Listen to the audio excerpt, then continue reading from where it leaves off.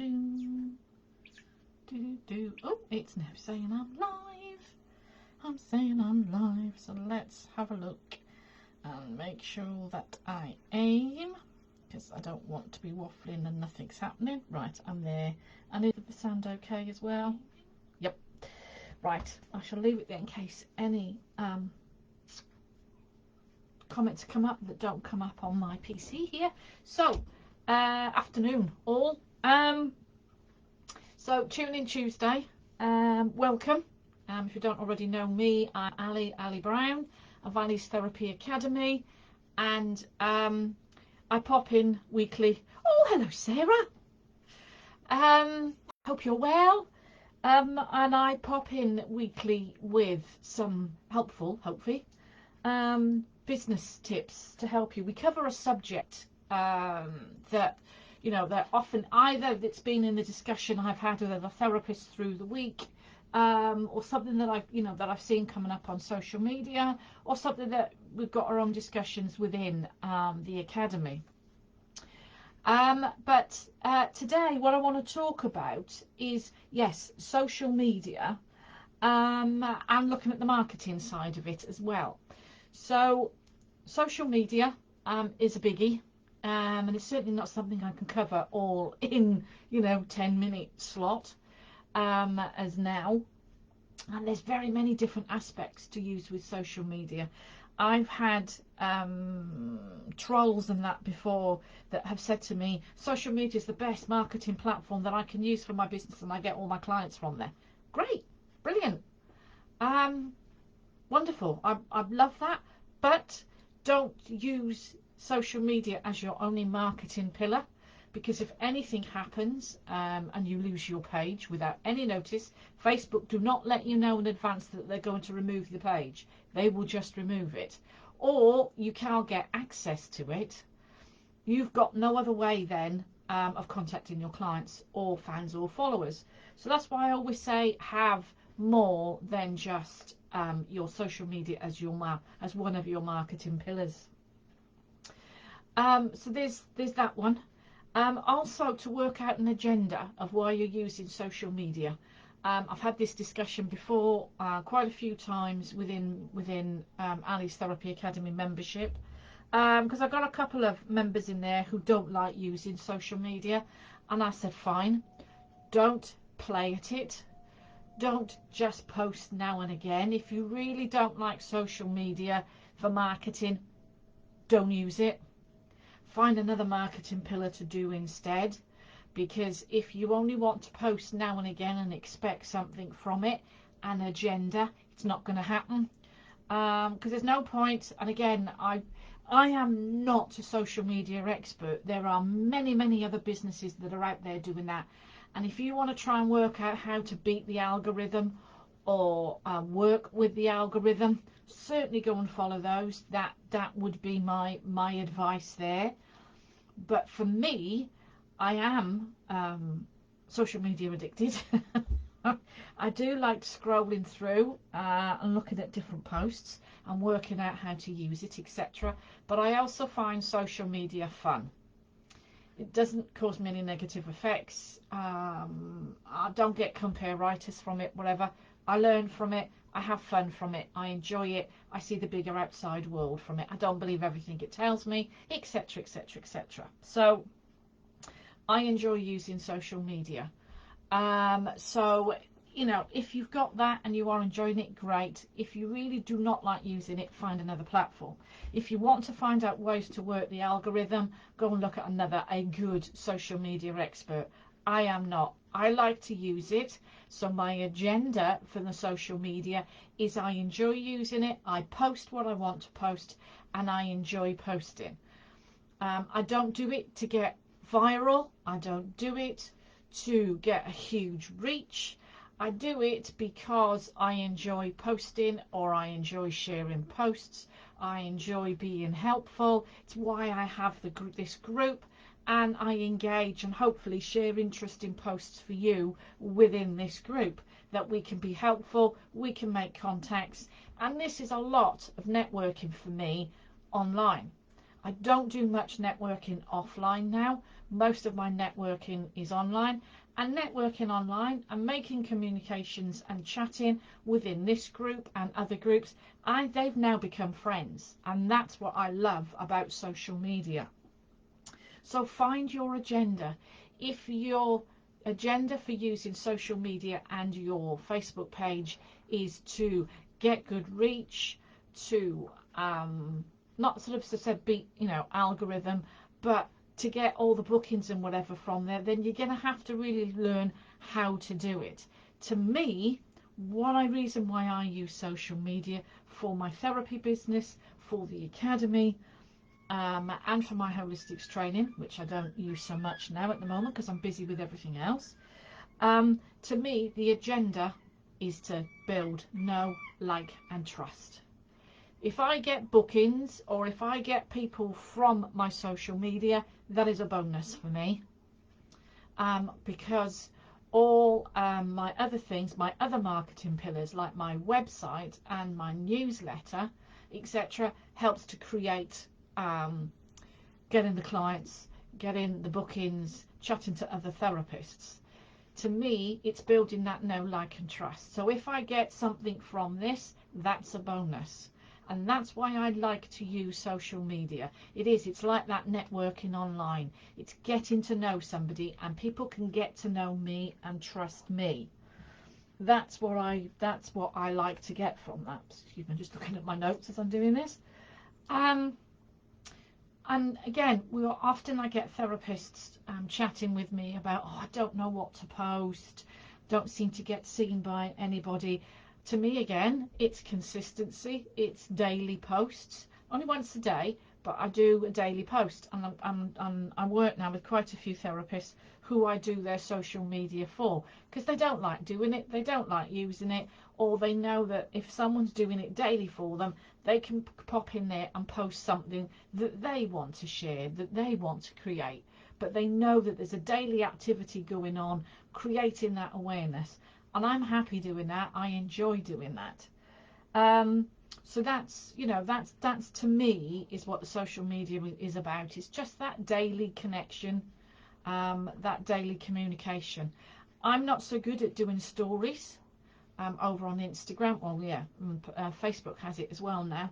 Trying to get better. It's not something that I jump into to do or to actually watch. But that's just me. I like the posts, I like the reels, that's what I look at. But stories, I'm learning. I'm not beating myself up about it, it's just something that I gradually do. But posting and what to post is what the therapists are the main blog about it. And that's what I just keep saying to them, is to think about who you're posting to. It would be your ideal client. Everybody's nosy. Everybody likes to know a little bit about you, and it's building that know, like, and trust, and getting to know you before they trust you anywhere near their body. It's also, as I said, we're all a bit nosy, but it's just getting to know you, and that's why I say always try and share a little bit of your background if you've got any interests, if you're out and about on a walk. Not necessarily on holiday, but just a little bit more about you and your background behind the scenes, or not necessarily all about your therapies, because I said what I want to cover a little bit here now. What I do see, just some tips and help and advice on what everybody should be seeing. That's alright, just my phone froze then, and I thought, oh god, the video's still not working. So I just want to share a little bit about the tips on what to do. So what I do see a lot of is people, therapists, sharing on their page either what they do, book a reflexology treatment, or book a massage, book an Indian head, whatever, or they're sharing their availability. If people really want something, I don't think particularly that they will come to a Facebook page to have a look. They will go to Google, they'll search it and find you on Google My Business or website if they particularly want to go and book something straight away or within days, because they know they've got an issue or they've got a niggle. those type of ones that you get there on availability, wherever, they're normally the ones that I would call treat. And again, you might not agree with me on that, and that's totally fine. We've all got our own thoughts of how things are. But if somebody looks at it and they go, oh, I've got availability, that's normally the treat sort. Or they're the ones that have got an issue and it's niggling, and they're like, oh, she's got an availability, I've got a day off work or whatever, I'll book it in. So it can work that way. But if that's all you're constantly sharing, people are not going to book, because they're not getting to know you. So there's 3 types of content that you should be sharing on your social media. One is attraction content. So that helps you to get the views, it helps you to get the follows, and it helps you to get the likes. So what can you post to attract people to what you do? There's the nurture content. So that's all about engagement. It's asking for comments, for shares, and to save on the posts. So that's your nurture content. And then it's the selling content, which is your questions, asking for comments, and inquiries. So that's the 3 types of content you look, and this is what you could brainstorm. You want attraction content, you want nurture content, and you want selling content. They're the 3 types of content to create for your social media. So where would you include educating the public? I think educating the public is a huge one. And again, people say to me, oh, but yeah, that's boring. That's, nobody's interested in that. No, but if we're not letting them know why it's so important, they're not going to be interested. They're, interested, about your training. Interested. It's not constantly posting about that, but it's letting them know about your training. Let them know about your insurance. Let them know if you're registered with an organisation. Because again, it shows that they can trust you. It shows that you know your stuff and that you're an expert. You're not just a weekend course that have completed it all online. It needs to show that you've got the knowledge. So you're looking at the nurturing there as well, which is, about being the expert, having the care, having the understanding. The attraction, what is it you can do for them? How are you going to make them feel? It's not all about providing the reflexology and the massage. It's all about how are you going to make them feel? What is it they need? What are they looking for? What problems can you help support them? So it's not, we know it's not curing, no, it's treating. But it's when we're actually marketing and promoting, we have to be careful of our wording. So how can you support your client that's got backache, that has aches and pains, that has diabetes, that has headaches, sleepless nights? You're supporting your clients that has this problem. So what can you do? What's the attraction? What can you do? What can you offer that is better than anybody else? Is it the heated couch? Is it the tucked-in duvet? Is it the separate space that you can go and, they can go and sit and chill out after their appointment with you, where they can have a drink? Is it that they get a chance to sit and soak their feet for, so many minutes before, or they're having a foot mask? Or what is it you're doing that is the attraction? Not just that you're qualified in your experience. What's the attraction? What can you bring in that will bring clients in? What can you do? What can you share? What can you create? So this is what I want you to think about. It's not all about the selling. This is on about, we're talking earlier about converting. Oh, but I can't convert the clients. Converting the client is not going to happen straight away unless they are looking for, they've got a bad back and they need it sorted. They normally think they'll have a chiropractor or whatever first. But what is it you can do that you can create on your page that's more than just, I have availability? What are your interests within your business? Again, now in my apothecary, I'm sharing more now about the moon phases, about the Sabbats.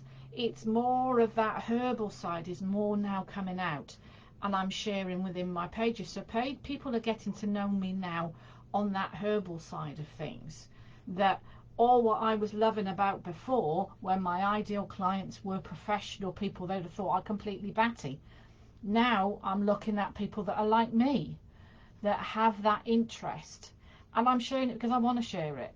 If I lose followers for it, that's fine.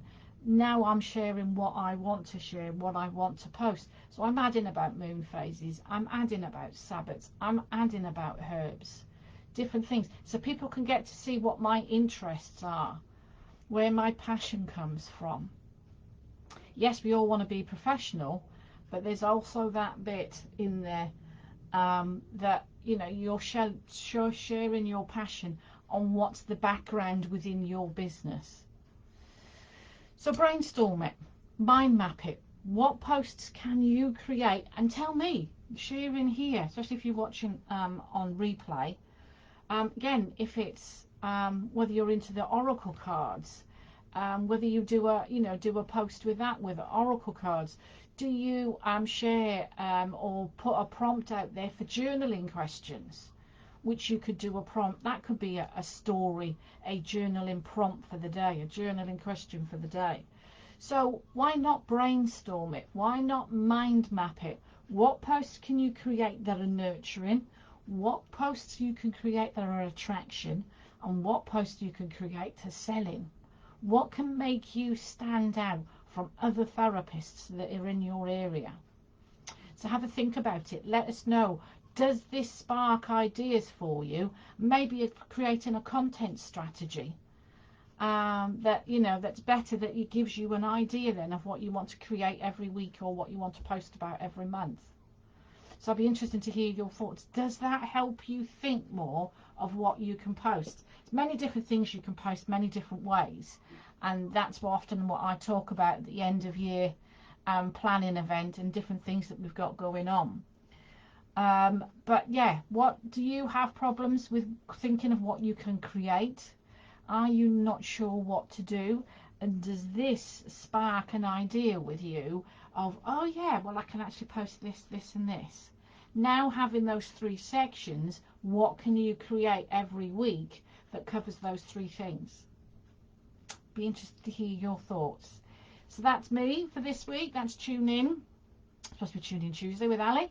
But yeah, I'd love to know. If you kept watching this on replay, do let me know, and I will catch up with you again next week. Thanks for being here. Bye bye for now.